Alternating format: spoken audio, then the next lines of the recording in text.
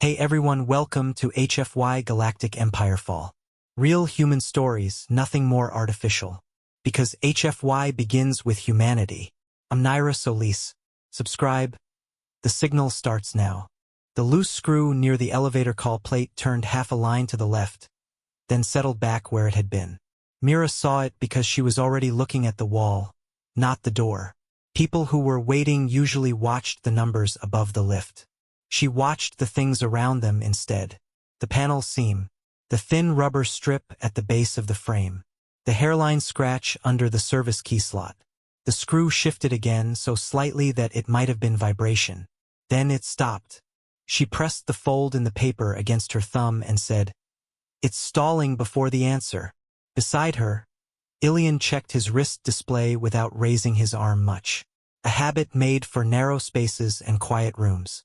He wore station gray with no rank strip showing. The collar sat flat. The left sleeve had a repair stitch done so neatly it only showed under the corridor light when he turned. He touched the call plate once. The light came on at once. Too fast. Then every number above the elevator door lit together. Not flashing. Not sequencing. Just all of them, stacked in pale white from dock to archive, maintenance to council, 32 levels compressed into a single impossible statement. Mira looked up only after the third second. "That," she said, "is unhelpful." Ilian said nothing. He stepped half a pace to the side and bent slightly, studying the gap under the door. No vibration from the car. No draft. No sound of movement in the shaft. The numbers stayed lit. The corridor behind them remained empty. It was early enough that the administrative ring had not filled with clerks and couriers yet. A cleaning unit had passed 6 minutes earlier, brushing the floor in patient, overlapping lines. The marks were still visible on the darker strips of composite tile. Mira unfolded the paper and read the top line again, though she knew it by memory. Transit access. Level 27, East Stack, sealed chamber. Arrival window 8:10 to 8:25. Manual escort denied. Delay invalidates session. No signature. No official crest. The paper itself was ordinary station stock, cut slightly off-square at one edge. She refolded it carefully and slipped it back into the inner pocket of her coat.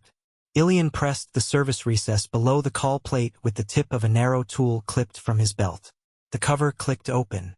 A row of diagnostic points sat inside, clean and unused. He plugged in a flexible lead from his wrist unit. The elevator door opened. Not with the normal softened tone, but with the plain mechanical slide of an older system moving because it had been told to, not because it agreed with the request. Inside, the car was empty. The floor indicator above the rear handrail displayed nothing. Mira did not enter. Ilian leaned forward just enough to look at the ceiling corners, the seam around the access hatch, the inner track. Then he looked down at his screen. "Well?" Mira asked. He disconnected the lead and closed the panel. "No floor assignment. That is not an elevator." "No." All the levels lit. He gave a small nod. "And it opened anyway." Another nod. Mira looked into the car as if the correct interpretation might be waiting inside, standing very still. The interior was standard station issue. Brushed wall panels. Rail on 3 sides. Thin strip lighting recessed behind opaque casing. A maintenance notice tucked under the right rail, 3 months out of date. Nothing remarkable except that the car felt present in the wrong way. Like a sentence with the grammar intact and the meaning removed. Ilian stepped in first. He placed one hand lightly against the right wall, not for balance. Feeling vibration. After a breath, Mira followed. The doors remained open until both were inside. Then they closed without being asked. The panel of floor selections did not appear. There was only a blank metal strip where the numbers should have been. Mira let out air through her nose. "That seems deliberate." Ilian crouched and put 2 fingers against the seam where the wall met the floor. "Weight engaged." "Meaning?" "It knows we're here." "Good. I prefer to be acknowledged by transport systems before they strand me." He did not react to that. Instead, he stood and tapped once on the blank strip. No response. Then, after a pause, he touched the center with his thumb and held it there. A single number appeared. 14. Then another beside it. 3. Then 29. 8. 31. 6. They kept coming, spacing themselves across the strip until there was no room left. Then they vanished together. The car did not move. Mira looked at the ceiling light. It's showing destinations. Maybe. Not ours. No. She took the folded paper back out and checked it again, though of course the number had not changed. 27. East Stack. Sealed chamber. Arrival window. Can you force level 27 manually? Ilian opened the service seam again, this time inside the car. There was no socket behind it. Just a flat composite surface, uninterrupted. He closed it. That answers that, Mira said. He placed his palm against the door and listened, not with his ear, but with the posture of someone measuring resistance through bone. Then he reached into his sleeve and removed a thin graphite marker. He drew a short line at the center of the door seam. Mira watched him do it. Why? If it shifts before opening, we'll see direction. You think it may not stop where it claims. He capped the marker. I think it may not know where stopping is. The elevator rose. No lurch, no tone. Just a change in pressure so slight that Mira felt it first in one ear. The blank strip remained blank. 5 seconds later the doors opened. A cargo mezzanine stood beyond them. High ceiling. Pallets strapped in mesh. A loader drone parked under a yellow bay light. No one in sight. The graphite line on the door seam remained clean and unbroken. Mira stepped to the threshold but not over it. What floor? Ilian leaned toward the corridor wall outside. Mounted at eye level was an old ceramic marker plate, one corner chipped. Level 4. He looked back into the car. The doors closed. Before Mira could speak, the elevator moved again. This time down. Harder to feel but there. Then open. A narrow corridor with blue wall paint and a row of sealed office doors. A sound somewhere distant like cutlery placed in a tray. Level 19. Printed in black directly onto the wall. Close. Move. Open. A maintenance gantry. Pipes. Condensation on one valve. A dropped glove near a drain channel. Level 2. Close. Mira put one hand on the rail and steadied herself. Not from motion, but from irritation sharpening into attention. It's taking attendance. Ilian looked at her. It is opening on every floor at once in sequence, she said. Or trying to satisfy all requests at the same time by touching each result. That would explain the numbers. He considered that for a moment. Then, why open for us? We were present when it failed. He accepted that as worth carrying. The car stopped again. Doors opened on a public garden ring. Real plants, low-light condensation pearls on the inside of the glass canopy. 2 station residents stood near a water dispenser with cups in hand, both turning to look at the empty elevator. Neither stepped forward. The doors closed. Mira watched their faces disappear through the narrowing gap. So it is visible station-wide. Likely. And anyone could enter. Yes. They didn't. No. Why? He glanced at the blank strip. Maybe it refused them earlier. The car moved again. Opened. Closed. Opened. Closed. Levels without pattern. Industrial. Residential. Archive subcorridors. An observation deck with half the outer shutters still sealed for cycle transition. A darkened clinic reception. A school hall with stacked chairs and a wall display showing a frozen lesson frame. Once, a woman approached from the side just as the doors opened. She stopped when she saw no controls inside. She looked at Mira, then Ilian, then at the blank strip and stepped back before the doors closed again. With each stop, Ilian checked for the marker line, the threshold, the external numbering, the interval between movement and release. He said little, sometimes only a number. 7 seconds. Or longer drop. Or door delay. Mira kept the paper folded in her hand now, pressing and unpressing its corner. By the 12th stop she understood what bothered her most. The elevator never hesitated before any floor except one. On the strip, between blank intervals, numbers kept appearing and vanishing. Most were single flashes. A few repeated.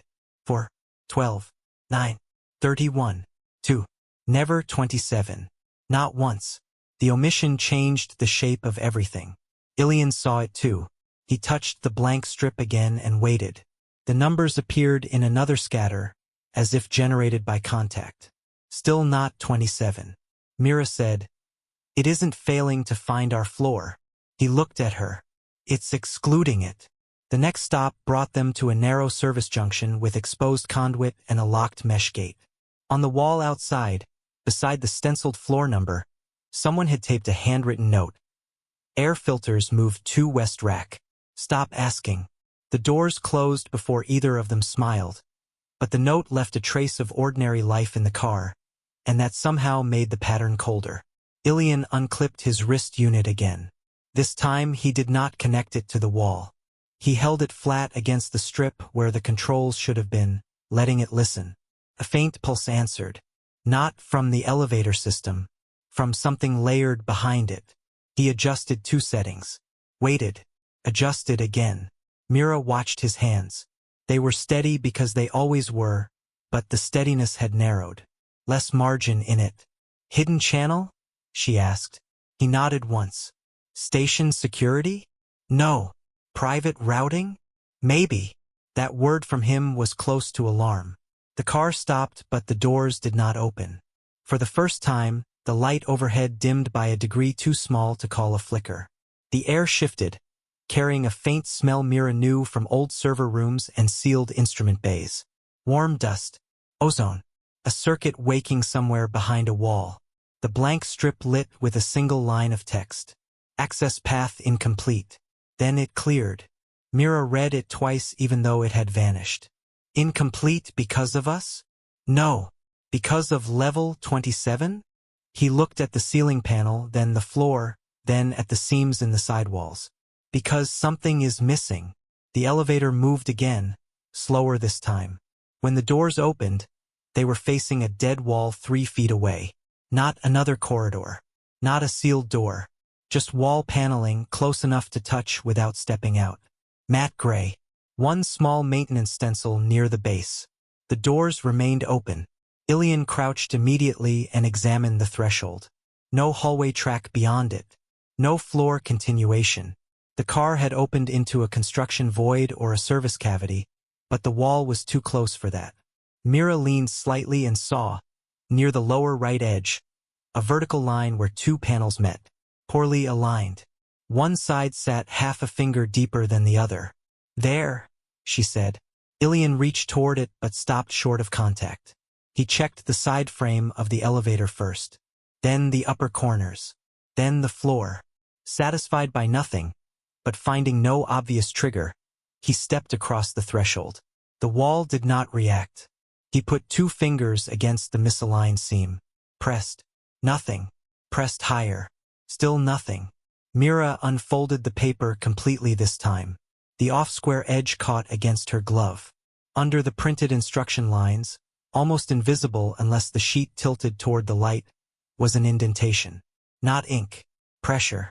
Someone had written on the page above this one. She turned it sideways. 3 words emerged in the shallow marks. "Bring no escort." She looked at Ilian, standing on the far side of the threshold with his hand still on the wall seam. He looked back. Neither of them spoke for a moment. Then he stepped back into the elevator. The doors remained open, waiting. Mira folded the paper once along a new line, hiding the impression under her thumb. "We may have been expected to notice that late." He held out his hand. She gave him the paper. He read the imprint by angling it under the ceiling light, then handed it back. The blank strip lit again. This time only one number appeared. 27. It stayed. The doors began to close. Mira turned toward the narrowing line of the wall outside and saw, just before it vanished, that the misaligned panel had shifted flush with the others, as if touched from the other side. The doors sealed. The car started down, though level 27 was above them. Neither of them moved. The number 27 stayed lit between them, steady and pale, while somewhere below the floor, behind metal and layered systems, something had either opened or decided to wait. The light above the rear handrail held steady for 3 seconds, then dimmed by a fraction that did not match the motion of the car.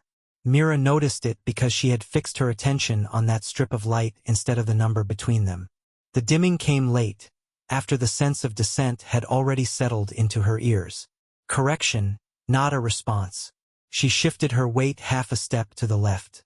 The floor answered with a slight give that hadn't been there before. Not softness, just a different resistance, like stepping from one material to another that pretended to be the same. Ilian glanced down once, then returned his attention to the blank strip where 27 still held. No other numbers appeared. No sequence. No interference. Just that one. Direction is wrong, Mira said. He nodded. Still going down. Yes. And yet it accepted the floor. He rested his fingers lightly against the side wall again. Or it accepted the condition. She folded the paper once more along the new crease she had made. The imprint was hidden now, but she could feel it under her thumb. A slight texture change. Not ink. Pressure. Bring no escort. She let the paper hang at her side. I can step out next time, she said. See if it holds for one. He didn't look at her. No. It might be the condition. One presence. It already recognized two. That doesn't mean it wants two. The elevator slowed. Not in the way normal systems eased into a stop. This was more like the absence of acceleration rather than the presence of braking. A subtraction. The doors did not open immediately. The number 27 faded. The strip went blank. Myra's eyes moved to the seam of the doors, then to the ceiling corners, then to the thin gap between floor and wall. The same sequence she had used earlier without thinking. She repeated it again, slower. Delay, she said quietly. 7 seconds, Ilian answered, counting without looking. At 8, the doors opened. A corridor waited beyond them, but not one Mira recognized from any standard station layout. The walls were finished in the same matte gray as the void panel they had seen earlier, but here the alignment was exact. Too exact. Every seam met cleanly. No wear marks. No patch repairs. The floor was a continuous surface without tile division, faintly reflective but not polished. There were no markings. At 8, the doors opened. A corridor waited beyond them, but not one Mira recognized from any standard station layout. The walls were finished in the same matte gray as the void panel they had seen earlier, but here the alignment was exact. Too exact. Every seam met cleanly. No wear marks. No patch repairs. The floor was a continuous surface without tile division, faintly reflective but not polished. There were no markings. No floor indicator. No directional arrows. No sound. Mira stepped to the threshold and stopped there. Level 27, she said.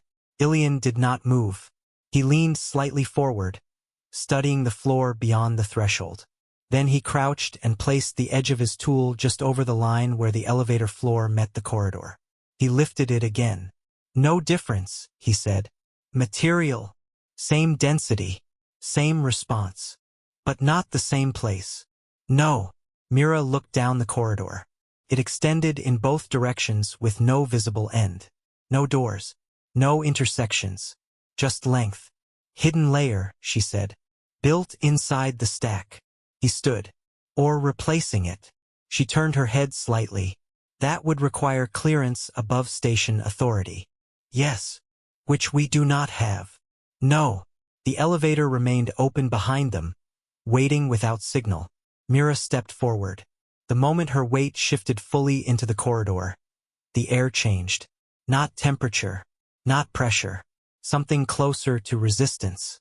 As if movement itself met a surface too thin to see. She paused. Ilian watched her feet. Again, he said. She stepped back into the elevator. The resistance vanished. Then forward again.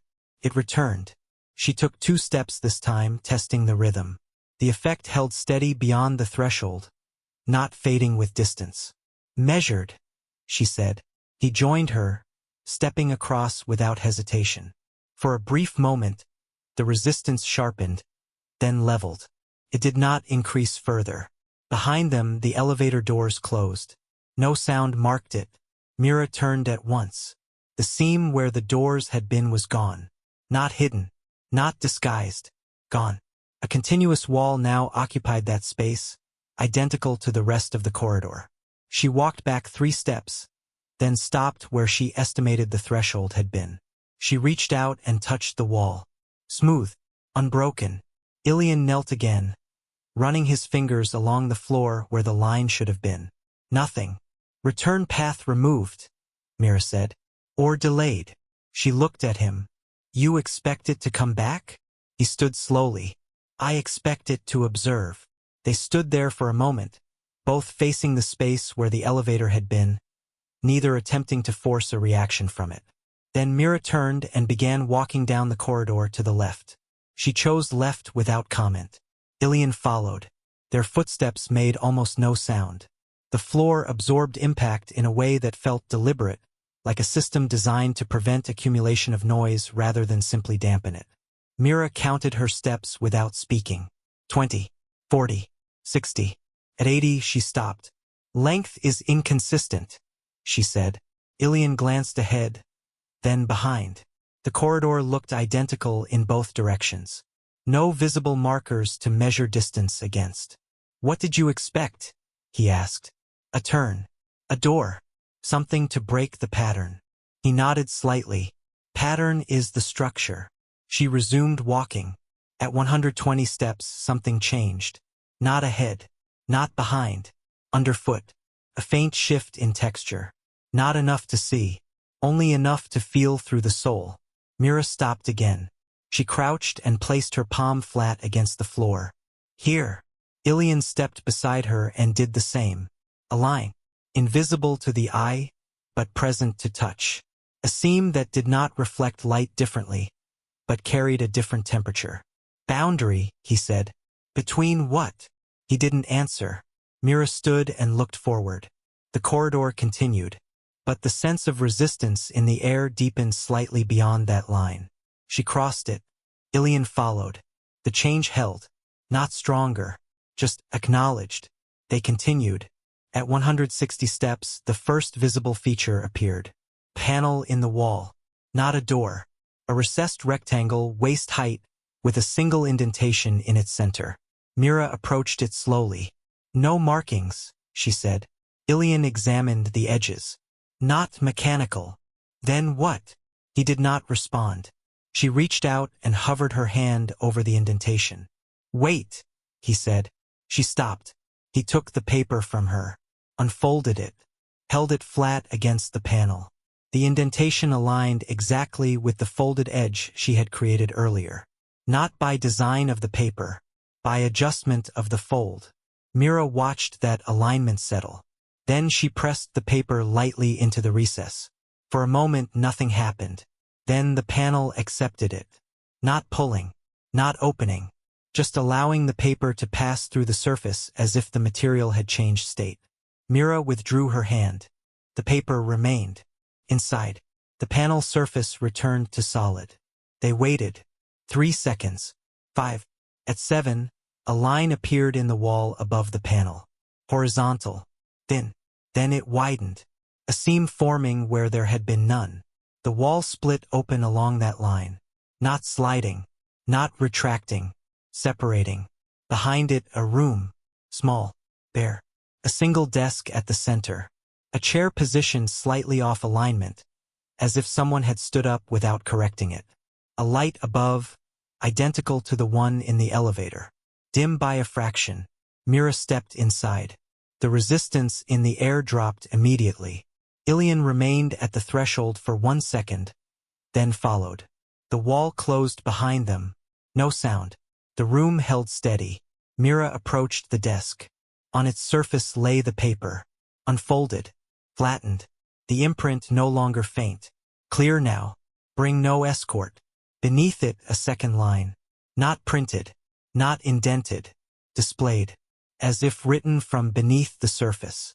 One will proceed. Mira did not look at Ilian immediately. She placed her hand on the desk. Flat. Still.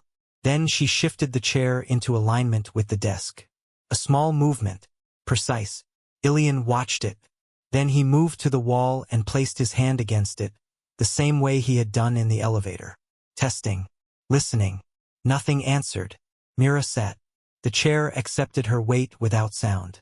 She placed the paper in front of her. Folded it once. Then again. Until the imprint was hidden. She slid it to the center of the desk. "I will go," she said. Ilian did not turn. "No." She waited. He remained facing the wall. "You heard it," she said. "Yes." "One will proceed." "Yes." "And you think it should be you." "I think it should be controlled." She looked at his back. At the repair stitch on his sleeve. At the slight angle of his wrist where it rested against the wall. "You are control," she said. He said nothing. "And I am.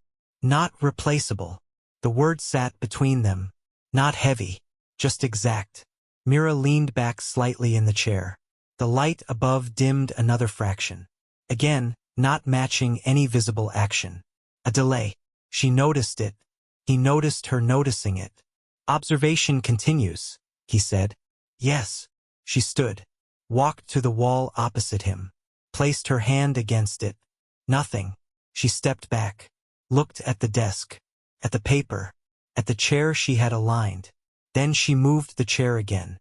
Just slightly. Out of alignment. Half a degree. Barely visible. The light above corrected. Brightened by the same fraction it had dimmed. No delay this time. Ilian turned. Mira watched him understand it. "Response to imperfection," she said. "Or preference. Same thing here." He stepped to the desk. Looked at the paper. Then at the chair. Then at her. "You changed the condition. I revealed it."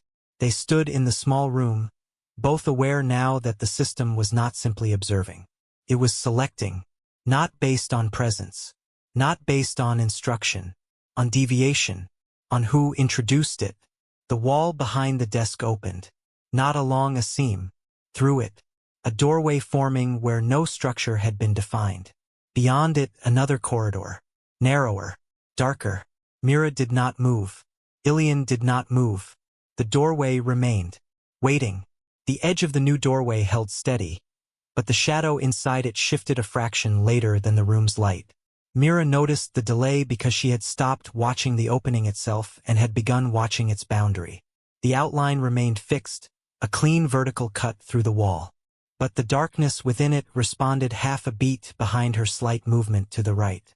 Not absence of light. Late light. She moved her hand slowly across the threshold without stepping through. The shadow adjusted again, catching up. Ilian saw the same thing. He didn't test it with his hand. He lowered his gaze to the floor instead, tracing the edge where the room's continuous surface met the darker corridor beyond. "No seam," he said. Mira nodded once. "It isn't attached to this room." "No." "Then it belongs to the same system as the elevator. Or the layer beneath it." She took a step closer, stopping just short of crossing. The resistance in the air that had defined the earlier corridor did not exist here. Instead, there was a faint change in sound, almost too soft to name. Not a hum, not a vibration, a kind of absence of reflection, as if sound entered and did not return. Mira glanced back at the desk. The chair remained misaligned. The paper stayed folded. The room held its shape. Nothing corrected itself. "Condition holds," she said. Ilian looked once more at the chair, then at the paper, then at the doorway. "It expects continuation." "From one." "Yes." She stepped forward. The moment her weight crossed the threshold, the light inside the room behind her dimmed again. Slightly. Not enough to cast shadow. Just enough to register as a change. Ilian saw it. Mira felt it. Not in brightness but in the way the air behind her shifted. She did not turn. Inside the corridor, the walls were closer than before. The space narrowed, forcing a straight line of movement. No room for sidesteps. No alcoves. No panels. The floor remained smooth, but the resistance returned, different this time. Not evenly distributed. It seemed to vary with each step, as if measuring pressure rather than applying it. Mira walked slowly. Behind her, Ilian remained at the threshold. He did not follow. The doorway held open. The room beyond it remained unchanged. Mira took 10 steps, stopped, turned her head slightly, not enough to break the condition of moving forward, but enough to see the edge of the doorway behind her. Ilian still stood there, not blocking it, not entering, waiting. She faced forward again. The corridor extended without visible end. She took another step. The air shifted again. This time something else changed. The floor responded differently under her foot. Not softer, not harder, more precise, as if the system had refined its measurement. She stopped. The corridor did not change. No new feature appeared. No door, no panel, only the narrowing space and the quiet. Mira exhaled slowly. Then she moved her left foot forward, but not fully. She paused mid-step, letting her weight hover between positions. The resistance increased, not in force, in definition, a boundary forming exactly where her movement paused. She completed the step. The resistance normalized. Behind her, in the room, the chair shifted. A small correction, barely audible. Ilian saw it. The chair returned to alignment with the desk. The paper did not move. The light above the desk brightened by a fraction. He looked back at Mira. She had not turned. But she knew. "You stayed," she said, her voice carrying down the corridor, thinner here, absorbed at the edges. "Yes." The room corrected. "Yes." And the doorway? Still open. She took another step, then another. Each one measured. Each one observed. At 20 steps, the corridor changed. Not visually, spatially. The distance between her and the doorway behind her felt longer than the number of steps should allow. Mira slowed. She turned her head slightly again. The doorway appeared smaller. Not farther. Smaller. Scaled down without moving. Ilian adjusted his stance, leaning slightly forward to maintain visual contact. "Scale shift," he said. "Yes." "Distance unchanged?" "Feels longer." He nodded once, though she could not see it clearly. "Continue," he said. She did. At 30 steps, a mark appeared on the floor. Not a seam, not a panel, a line, thin, running across the width of the corridor. Mira stopped just before it. She crouched and touched it. Warm, slightly warmer than the surrounding surface. Ilian watched from the doorway. "Boundary again," he said. "Not the same." "How?" She kept her fingers on the line. "This one reacts." She pressed harder. The warmth increased. Not dramatically, just enough to confirm. She lifted her hand. The temperature returned to baseline. Mira stood. She stepped over the line. The moment her foot crossed, the corridor behind her changed. Not visually, not in shape, in presence. The doorway shrank again. Further. Now small enough that Ilian had to step closer to it to remain visible. He did not cross. Mira continued. At 40 steps, the corridor ended. Not gradually, not with a turn, with a wall, flat, unmarked, identical to the others. She approached it slowly, stopped an arm's length away. No panel, no indentation, no seam. She raised her hand and placed it flat against the surface. "Nothing." She pressed. Still nothing. Behind her, Ilian spoke. "Try variation." She lowered her hand, considered. Then she stepped back one pace. Then forward again, but not to the same spot. Slightly to the left. Placed her hand again. Nothing. She shifted right. Pressed. Nothing. She exhaled once. Then she did something smaller. She touched the wall with only 2 fingers. Lightly. Not pressing. Not testing. Just contact. The wall responded. Not opening. Not moving. The resistance in the air changed. Path forming. Not in front of her. To the side. She turned her head. A section of the corridor wall 3 steps back had altered. Not visibly, but the space around it felt different. Less defined. As if it had loosened its structure. Mira stepped back. Approached that section. She placed her hand against it. This time the surface gave. Not like a door. Like a boundary deciding not to resist. Her hand passed through. She withdrew it immediately. The wall returned to solidity. She looked at the spot. then at her hand, then back again. Selective permeability, she said. Ilian's voice came faintly now, the scaling affecting sound as well. Condition-based. Yes. Trigger, she considered. Then she repeated the action. 2 fingers. Light contact. Pause. Then she moved her hand forward. Not pushing, just continuing the motion. The wall allowed it. Her hand passed through again. She stepped forward. Half her arm now inside. No resistance. She withdrew. The wall closed. Mira turned her head toward the doorway. Ilian was smaller now. Farther. But still there. Still watching. She stepped back once more. Then forward. 2 fingers. Pause. Continue. This time she did not stop at her hand. She stepped through. The wall did not resist. For a brief moment, there was no sensation at all. No pressure. No temperature. No sound. Then she emerged into another space. Larger. Higher ceiling. A room. Different from the first. At the center stood a second desk. This one slightly misaligned with the room's geometry. A chair beside it. Perfectly aligned. Mira stood still. Behind her, the wall closed. The corridor vanished. The sense of distance to the doorway and to Ilian collapsed into nothing. She was alone. The air here carried a faint trace of the same ozone scent as before, but stronger. The light overhead was brighter. Not harsh. Precise. The desk held no paper. No markings. Only a single object. A small, flat device. Rectangular. Unlabeled. Mira approached it slowly. She did not touch it. Not yet. Instead, she moved to the chair. She adjusted it. Just slightly. Out of alignment. The light above dimmed. Immediately. No delay. She watched that. Then she returned the chair to alignment. The light corrected. Again, immediate. She turned back to the device. Now she reached out. Placed her fingers on it. It responded at once. Not with light. With text. Projected just above its surface. Second condition met. She read it once. Then again. No additional lines appeared. No instructions. No direction. Mira stood there, her hand still resting on the device.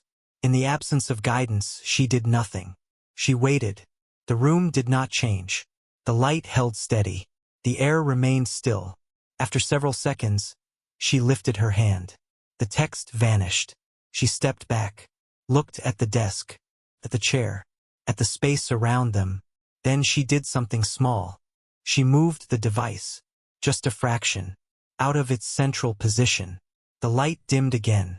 But this time not uniformly. One corner of the room darkened more than the others. A gradient. She watched that. Then she moved the device back. The light corrected. Uniform again. Mira exhaled slowly. Deviation defines access, she said quietly, though no one was there to hear it. The wall behind the desk shifted. A third opening forming. Narrower than the last. Darker. No visible end. She did not move toward it immediately. Instead, she returned the chair to perfect alignment. Centered the device. Stood at equal distance from both. The light above stabilized. Then she turned. And faced the new opening. The new opening was narrower than a doorway and too tall to feel built for a person. Mira stood where she was and watched the darkness inside it. Not for movement but for proportion. The edges stayed fixed. The shadow did not. It held its shape, then thinned by a fraction, as if depth inside the passage had adjusted to her angle rather than the room's light. She did not step forward. Instead, she looked once around the room she was in now. The desk, the chair, the device, the light, all of it arranged with a kind of patience that made haste feel like a mistake. She took the chair and moved it half a handspan away from the desk. The room dimmed. She moved it back. The light returned. Then she took the device and rotated it a few degrees clockwise. Again, the room changed, not evenly this time. The darker corner returned, but now it reached farther across the right wall, defining a surface that had not appeared before. Mira kept the device in that slightly wrong position and crossed to the wall. At first there was nothing. Then, as her eyes adjusted to the altered gradient, She saw a rectangle in the shadow, not cut into the wall, revealed by the change in light. A panel, flush with the surface, visible only when the room was allowed to drift out of proper alignment. She touched it with the back of one finger. No response. She straightened the device on the desk. The wall returned to its plain uniform gray. The panel disappeared. Mira stood still for a moment, then moved the device again, this time less than before, just enough to draw the shadow back. The hidden rectangle emerged once more. That was enough. She left the device slightly wrong and knelt at the wall. The panel had no edge visible from this angle, but the shadow pooled differently along one side. She pressed there. Nothing. She pressed lower. Still nothing. Then she stopped pushing and simply rested her fingers on the darker strip. The panel opened under her hand. Not outward.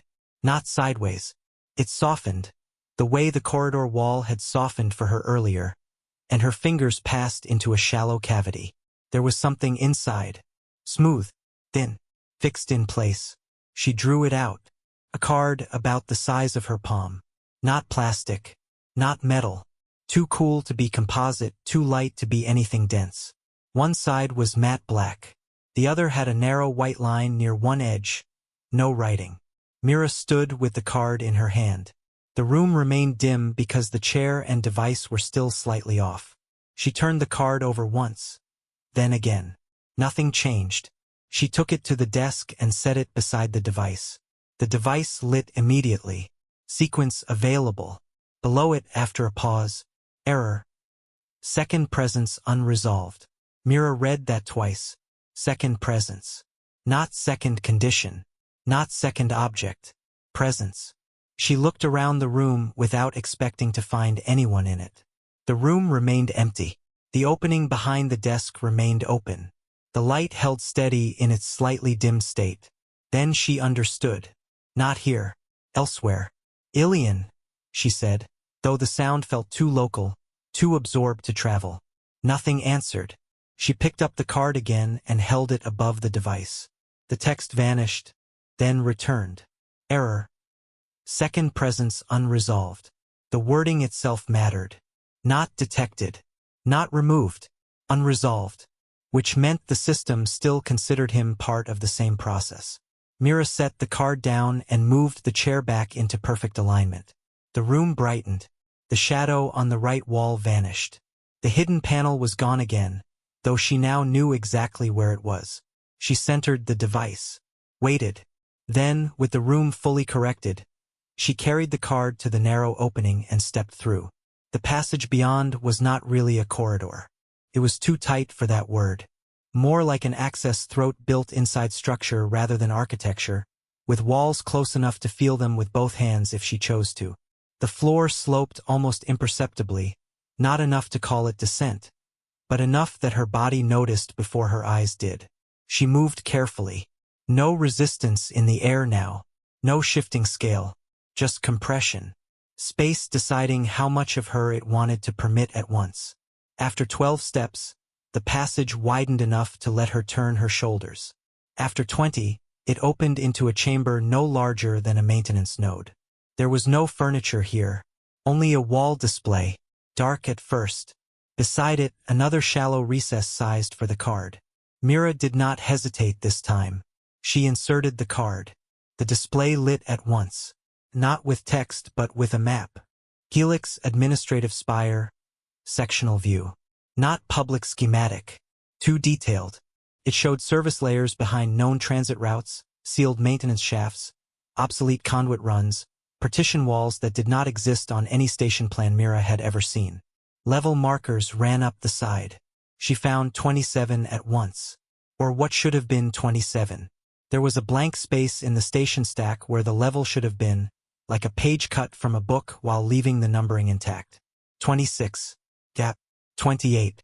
The map pulsed once at that absence. Then another marker appeared, deeper in the structure. Not aligned with the numbered levels at all. A separate layer, nested between them. A label came in beneath it. Transit shell/conditional access. Mira stood very still. The display shifted again, drawing a line from the room she now occupied back through the sequence she had followed. Hidden corridor, first desk, second desk, this chamber. Stopped there. Then the line divided. One route moved forward into the blank layer. The other returned toward the first room. At the base of the display, a single sentence appeared. Process cannot advance while linked entry remains active. She read it, then looked back at the two route lines. Linked entry. Ilian. Still at the first threshold. Or somewhere the system still counted as attached to her path. She removed the card. The display darkened. For the first time since entering the hidden layer, Mira felt something close to impatience. Not outwardly, not in movement, but in the narrowing of her thinking. The system was exact, but it was not generous. It would present only what was necessary, never in the order most useful to a human being. She put the card back in. The display returned. This time, before the sentence at the bottom could reappear, she pressed her thumb against the blank space where level 27 should have been. The map zoomed, not smoothly, in increments, each one bringing more structural detail into view. She saw chambers embedded between known floors, transit cavities wider than the visible shafts allowed, passive sensor grids, pressure locks that did not connect to station emergency systems, a network built to sit inside the station and never quite declare itself as part of it. At the center of that hidden layer was a circular node. No label, only a small marker blinking in steady intervals. Mira pressed it. The display paused. Then text appeared. Session window active. Below it, primary access pending isolation. She stepped back from the screen. The meaning was plain enough now. Whatever meeting, chamber, or process had called her here was waiting inside that hidden layer. But the route would not open while the system still believed she was accompanied. Bring no escort. She had understood the sentence only as instruction. It had also been a rule.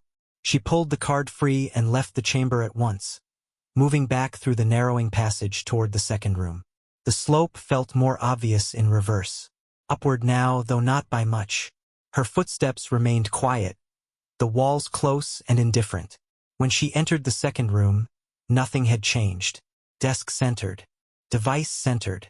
Chair aligned. The opening behind the desk still there, waiting with the same patient dark. Mira crossed straight to the desk and shifted the chair out of line. The light dimmed. She shifted the device. The hidden wall panel returned in shadow. She ignored both and instead put the card onto the desk beside the device. The device lit. Sequence available. Then, error. Second presence unresolved. Yes, she said softly. She took the chair and turned it 90 degrees. The room changed sharply this time. One side darkened, the other brightened, and the opening behind the desk narrowed until it almost vanished. The device text flickered but held. Mira watched the flicker. Response to misalignment was not only sensory. It altered function. She returned the chair halfway toward center but not all the way. The flicker eased. Then she took the card and laid it across the device, so that the white line on its edge crossed the device's center. The text vanished. A new line appeared. Transfer link. Below it, two fields. Maintain. Sever. Mira stood over the desk and looked at those two words for several seconds. No timer. No prompt. No warning. Just the choice. If she severed the link, the system might isolate her route and let her proceed. It might also lock Ilian out entirely, or strand him in a dead section of a station that officially did not exist. If she maintained it, the route would likely remain closed. She looked at the chair, still half wrong. At the card crossing the device. At the narrow opening that had almost disappeared when the room's geometry had changed too far. Everything here worked on thresholds, not declarations. A system of tolerances. Not all severing had to be permanent. Mira slid the chair one fraction closer to alignment. The opening behind the desk widened slightly. She touched sever. The device did not confirm. Instead, it displayed a third line. Local or full. That was better. More honest. She selected local. The room darkened once, evenly, then returned. The device cleared. A final line appeared. Link transferred to return node. Mira exhaled once, shallowly. Not erased. Redirected. She took the card, centered the chair, and stepped toward the opening behind the desk just as the wall beside it came alive with a new display line. Thin and pale. Primary access open. She did not hurry. She crossed the room, passed through the opening, and entered the next corridor. Behind her, the light in the second room held steady. Far away, beyond layers of wall and transit logic, something in the station had finally decided where to place the man she had left waiting. The corridor beyond primary access was wider than the others and less interested in hiding what it was. Mira saw that immediately. The walls still carried the same matte finish, the same careful lack of visible seams, but the proportions had changed. This passage had been made to be used, not filtered through. The ceiling was higher. The floor no longer altered its resistance under her steps. Even the air felt less conditional, as if she had moved from the system's questions into one of its conclusions. She walked at a measured pace, the card held loosely in her right hand. There were no doors along the way, no panels, no visible controls. Yet the space did not feel empty. It felt occupied by decisions already made. That was different. An empty place asks to be interpreted. This one did not. After perhaps 50 steps, though distance had become unreliable enough that counting only helped her keep rhythm, the corridor ended in a circular chamber. Not large, not ceremonial, just exact. The floor was marked by a ring set into the surface, metal darker than the rest, no wider than 2 fingers. At the center stood a table, if it could be called that. A flat disc on a narrow support, waist height, perfectly centered under a recessed light. No chair, no display, no visible interface. 3 walls curved around the chamber. The 4th was open behind her. Mira stopped at the threshold. She looked first at the floor ring, then at the disc, then at the light above it. The light was steady. No dimming, no correction lag, no visible response to her arrival. The simplicity itself required caution. She stepped in. The moment both feet crossed into the circle of the room, the corridor behind her sealed. Not abruptly. The open span narrowed in silence and became wall. Mira did not turn until it was done. No seam marked where the opening had been. She stood alone with the table and waited. 5 seconds. 10. Then the disc at the center of the room altered. Not by lighting up, but by revealing depth it had seemed not to possess before.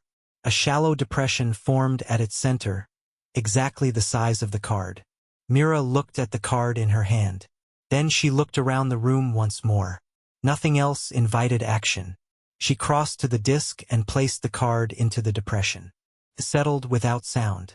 The surface of the table changed from matte gray to a darker reflective tone, just enough to catch the overhead light and return a muted image of her face, bent slightly by the curvature of the disc.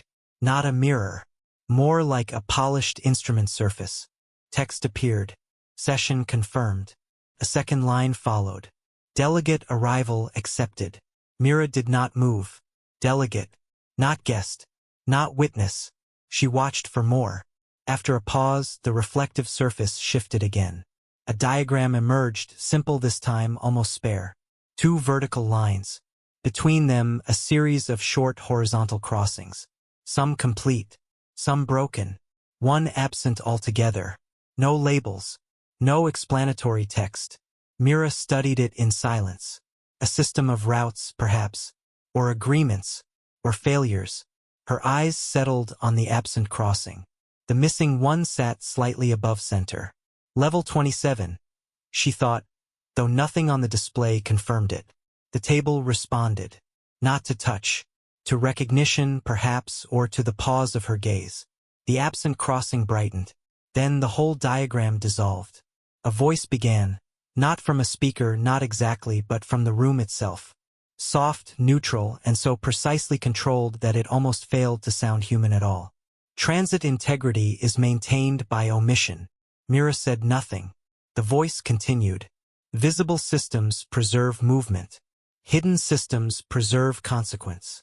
The sentence ended. The room returned to quiet. Mira placed her fingertips lightly on the edge of the disc. It stayed inert for a moment, then displayed another line. Query available. That was new. It implied exchange, not merely passage. There was no keyboard, no visible prompt field. Mira withdrew her hand, then placed it flat on the surface instead. The table cleared. A line appeared. State query. Simple enough. She spoke without raising her voice. What is level 27? The table darkened, then brought back the same answer structure as before. Not words first, but shape. A sectional view of the station stack. The visible levels. The hidden shell. Then a highlighted space between 26 and 28. Not absent now, but folded. That was the only word the system offered. Folded. The diagram rotated, showing the layer not as missing, but displaced out of normal transit alignment. Mira watched it carefully. A security compartment, she said. The display held. Then, incomplete. She adjusted. A conditional layer. The word remained for 2 beats. Then changed. Partial. So not wrong, only insufficient. Mira kept her hand on the table. A diplomatic isolation chamber. This time the answer came faster. Close. A smaller diagram appeared beside the main one. Not a chamber. A set of intersections. Transit nodes crossing without touching. Mira followed the geometry of it. Not isolation for containment. Isolation for separation of pathways. The thought settled. A place where movement can be observed without being shared. The display paused. Then, accepted. Nothing in the room changed outwardly, but Mira felt the shift anyway. Not emotional. Structural. As if the system had relaxed one internal lock because the correct category had finally been named. She removed her hand. The display remained active. Why summon me? She asked. No query field appeared this time. The system had accepted speech as input. The answer was slower. Because you arrived through correction, not force. Mira stood very still. The wording pulled the previous rooms together. The chair, the device, the slight errors, the delayed light, all of it had been measurement. And if someone had forced entry, entry would continue. Session would not. That felt true.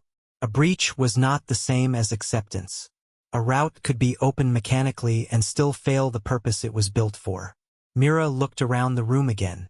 Its proportions seemed clearer now, less opaque. A tool, not a trap. Severe, certainly, but not arbitrary. The table displayed a new line on its own. Second delegate returned to safe node. So the local sever had worked. Ilian had not been discarded. Merely sent elsewhere in the sequence. Mira let one breath out more fully than before. Not relief exactly. More like the closing of one unhelpful branch of thought. Can he leave? Yes. Can he return? A pause. If invited through completed session. That answer sat there without embellishment. Mira considered it.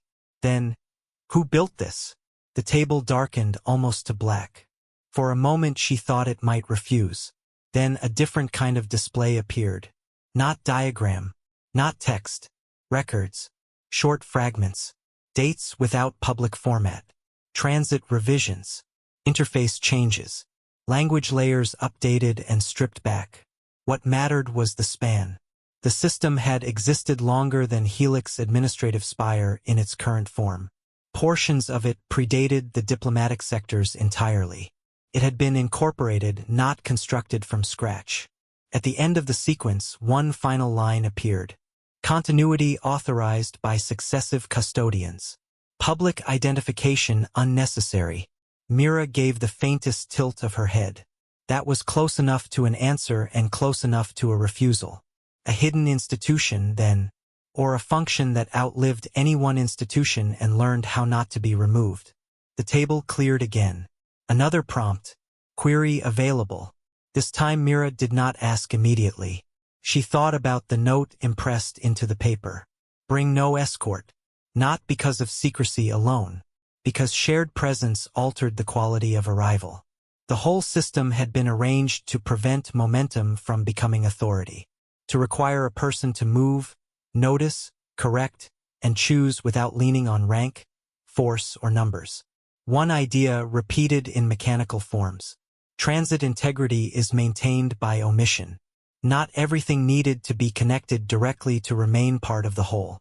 Some systems worked because one path was intentionally kept apart. Mira placed her hand back on the table. "What do you want from me?" The answer appeared with no delay at all. Recognition.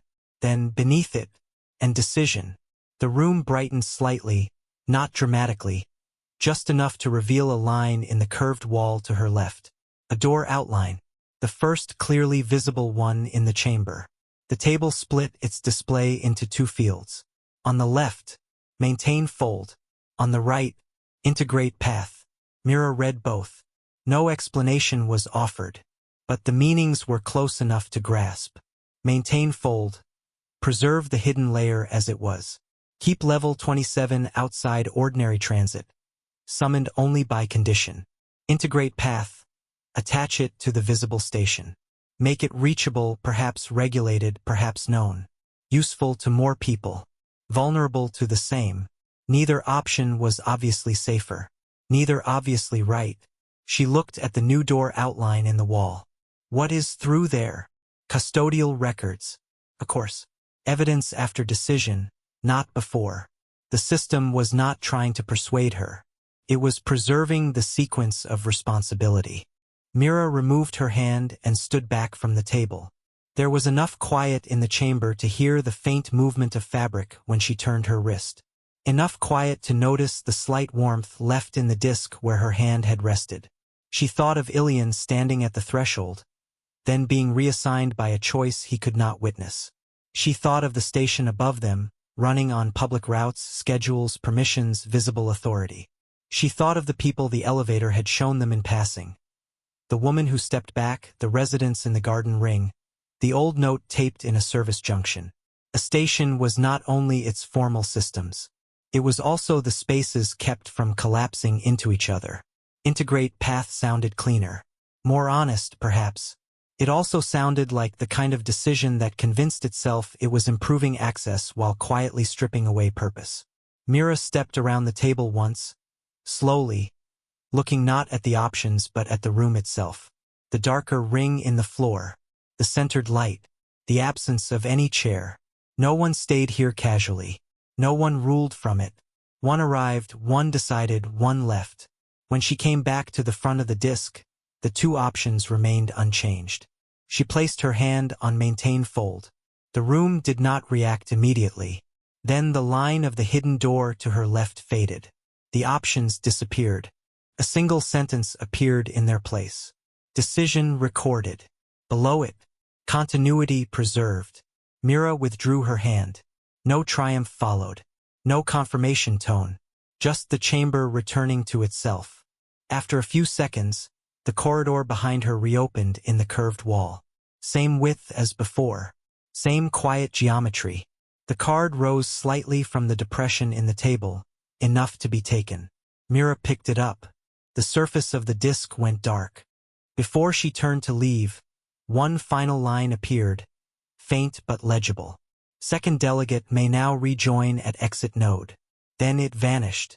Mira stood for a moment longer, the card in her hand, facing the black surface where the choice had been. Nothing in the room pressed for acknowledgement. So she turned and walked back toward the corridor, carrying the decision with her in the only way that place seemed to allow, without speech, without witness, and without the comfort of being entirely certain. The light in the return corridor did not change when Mira stepped into it, but the space felt settled in a way it hadn't before. Not easier, just finished with its questions. She walked at the same measured pace as earlier, the card resting between her fingers, the white line along its edge catching the overhead light in brief, quiet intervals as her hand moved. The walls no longer pressed inward. The air did not test her steps. It allowed passage without comment. After some distance, less than before or perhaps only perceived that way, the corridor narrowed again, not into the compressed passage she had come through earlier, but into something more deliberate. The geometry simplified. Fewer surfaces. Fewer decisions left in the structure. At the end of it, a doorway formed. Not hidden. Not conditional. Simply present. Mira stopped a few steps short of it. She looked down at the card. turned it once, then again. No text appeared on it. No reaction. Whatever function it had served inside the chamber had already been completed. She placed it flat against the wall beside the doorway. The surface accepted it immediately, dissolving it without trace. No confirmation followed. The doorway remained open. Mira stepped through. The room beyond was familiar. The second room, the desk, the chair, the device, all aligned. The light steady. No shadowed panel. No hidden variation. The system had reset the space to its neutral condition. Mira crossed the room without stopping. She did not test the chair again. Did not touch the device. The opening behind the desk had been replaced by a plain wall, unbroken. Only one exit remained now. The wall opposite the desk. A seam appeared there as she approached, opening before she reached it. Beyond it, the narrow corridor from before. The one that had led her away from Ilion. She stepped into it. The space compressed again, but less than before. The slope felt even now, neither up nor down. The walls did not press as close. She walked. 10 steps. 15. At 20, the corridor widened into the first room. The desk. The chair. The place where she had left him. Ilion stood near the wall where the elevator had been. Not at the threshold. Not waiting in the exact position she remembered. He had moved. Only slightly. His stance was angled differently, as if he had turned once toward the wall, then back again. He did not speak when she entered. He looked at her hands first. Empty. Then at her face. Then at the room. The chair was aligned. The paper was no longer on the desk. Nothing remained where she had left it. Mira stepped into the room fully. The wall behind her closed. They stood there for a moment, neither crossing the space between them. Then Ilion asked, "Complete?" "Yes." He nodded once. No relief in it. No visible shift. Just acknowledgement. He looked at the desk. At the absence of the paper. At the precise alignment of the chair. "The system?" he asked. "Maintained." Another nod. He turned slightly toward the wall where the elevator had been. Mira watched him, then walked to the desk. She placed her hand on it.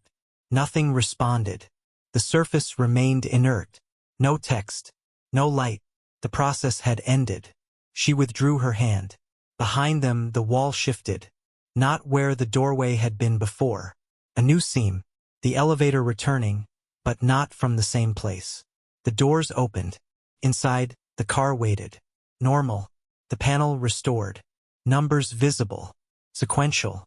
No overlapping light. No missing entries. Level 27 was not listed. Mira stepped toward it.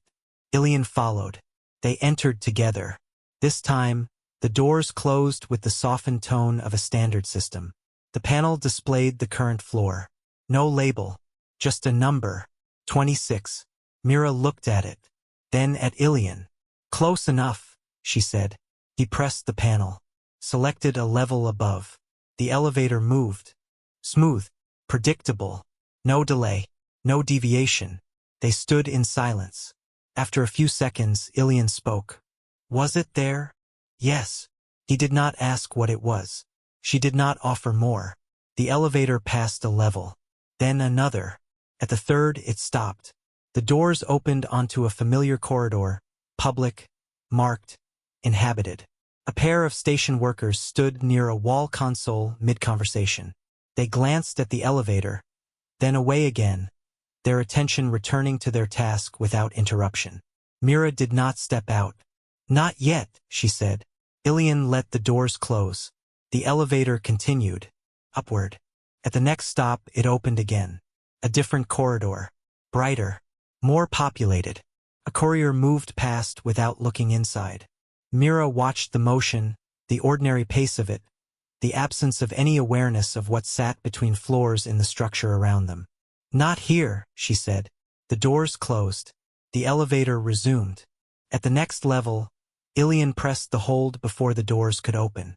They remained closed. The car continued upward. "Where?" he asked.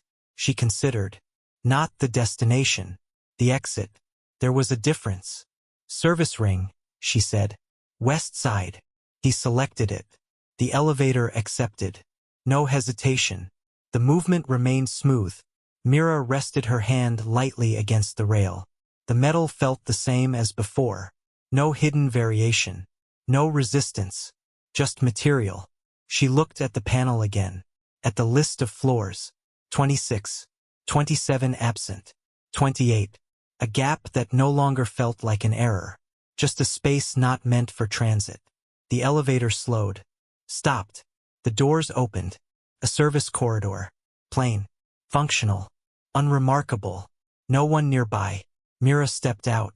Ilian followed. The doors closed behind them. The elevator remained. For a second. Then moved. Leaving. They stood in the corridor. The air here carried the faint smell of filtration units and distant machinery. Mira walked a few steps, then stopped. She turned slightly, looking at the wall beside the elevator shaft. No seam. No sign. Nothing to suggest what existed behind it. Ilian stood beside her. He did not look at the wall. He looked down the corridor instead. "Report?" he asked. Mira considered the word, then shook her head. No report. He accepted that without question. She placed her hand briefly against the wall. Flat. Still. Then removed it. The surface gave nothing back. No warmth. No response. Just structure. Mira turned and began walking. Ilian fell into step beside her. They moved down the corridor without urgency. At the first intersection, they turned left. Then right. Then straight again. No discussion. No plan spoken aloud. Just movement through known space. After a while, the sounds of the station grew around them. Distant voices. Footsteps. The low hum of systems operating in layers. Mira slowed slightly. Not stopping. Just adjusting pace. Ilian matched it. They reached a wider passage where people crossed in both directions, each carrying their own tasks, their own small decisions. No one looked at them. No one needed to. Mira glanced once at the overhead signage. Routine. Unremarkable. She continued. At a junction, she stopped. Not because she needed to choose. Because there was nothing left to adjust. Ilian stopped beside her. They stood for a moment in the flow of the station. Then, without speaking, they stepped forward again. Behind them, the layers remained where they had been. Not erased. Not revealed. Simply held. And in the quiet spaces between movement and decision, the station continued to carry something that did not need to be seen to remain intact.